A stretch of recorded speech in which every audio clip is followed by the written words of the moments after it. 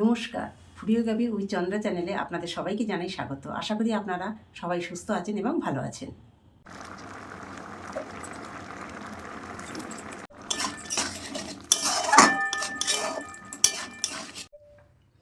আজ আপনাদের কড়াইশুঁটি কিশমিশ দিয়ে সোনামুগের ডাল করে দেখাবো।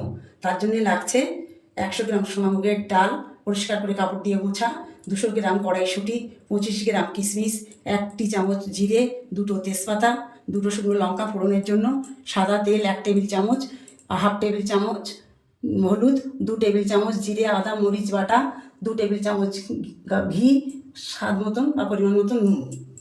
কড়া গরম হয়ে এসেছে, এবার আমি সোনামুগের ডালগুলো ভেজে নিচ্ছি।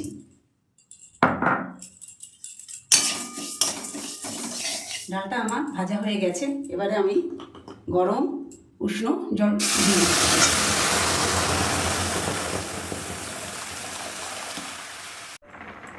ডালটা আধা সিদ্ধ হয়ে এসেছে, এবার আমি নুন দিচ্ছি।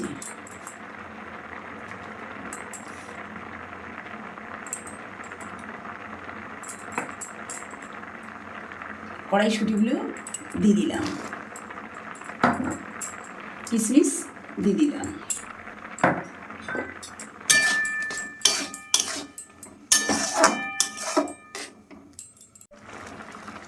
ডালটি সিদ্ধ হয়ে গেছে, এবার আমি নামিয়ে নিই।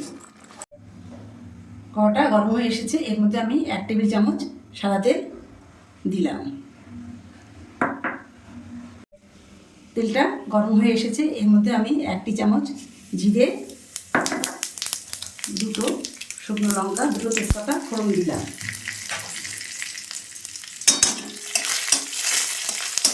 একটু লাল লাল হয়ে এসেছে, এর মধ্যে আমি 2 টেবিল চামচ বাটা মশলা, জিরে আদা গোলমরিচ বাটা দিয়ে দিলাম।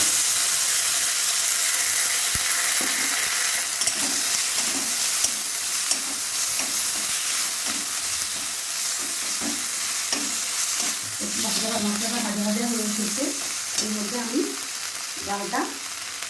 ডালটা দিয়ে দিলাম।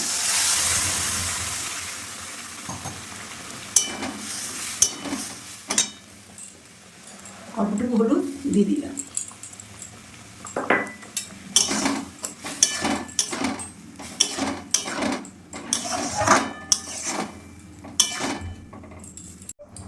ডালটা গাঢ় হয়ে গেছে, তার জন্যে উষ্ণ গরম জল দিলাম।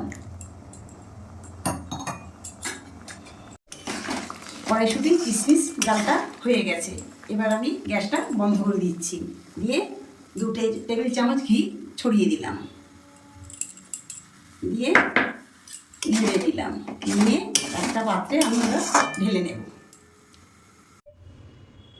কড়াইশুঁটি কিশমিশ মুগের ডালটি আপনারা বাড়িতে একবার অবশ্যই ট্রাই করবেন। আশা করি আপনাদের ভালো লাগবে।